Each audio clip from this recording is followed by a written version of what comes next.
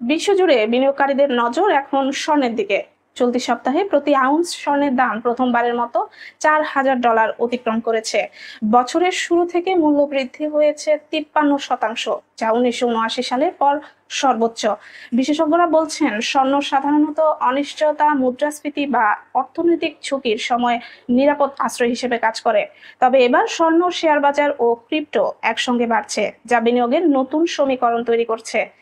Strategist অরুণ সাই উল্লেখ করেছেন, ঐতিহাসিকভাবে বড় অর্থনৈতিক পরিবর্তনের সময় মানুষ স্বর্ণের আশ্রয় নিয়েছে। এটি মুদ্রার অবমূল্যায়নের বিরুদ্ধে নিরাপত্তা। আন্তর্জাতিক প্রেক্ষাপট যেমন ফ্রান্সের বাজেট সংকট, ইউক্রেন যুদ্ধ ও গাজার পরিস্থিতি বৈশ্বিক অনিশ্চয়তা বাড়াচ্ছে। যুক্তরাষ্ট্রে ট্রাম্পের ব্যয়বহুল নীতি, শুল্ক ও ফেডারেল রিজার্ভের উপর চাপ ডলারের উপর আস্থা কমিয়েছে। এর ফলে প্রধান মুদ্রার বিপরীতে ডলার এবছর 10% দুর্বল হয়েছে। বিশ্লেষকরা বলছেন, বিনিয়োগকারীরা ঝুঁকি নিয়ন্ত্রণে পোর্টফোলিওতে স্বর্ণ যুক্ত করেছেন। খুচরা বিনিয়োগকারীরা ব্যাপকভাবে স্বর্ণ কিনছেন, যা প্রকৃত চাহিদা বাড়াচ্ছে। স্টেট স্ট্রিটের অর্থনীতিবিদ মাইকেল মেটকালফ ও জেপি মর্গানের সিইও জেমি ডিমন বলেছেন, শেয়ার বাজারের সামনের 6 মাস থেকে 2 বছর ঝুঁকি থাকতে পারে।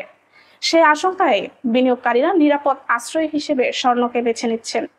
বিশ্লেষকরা একমত, দুর্বল ডলার, শুল্কে অনিশ্চয়তা এবং মুদ্রাস্ফীতি মিলিয়ে স্বর্ণ এখন বিনিয়োগকারীদের জন্য নতুন নিরাপত্তা ও স্থিতিশীলতার প্রতীক হয়ে উঠেছে।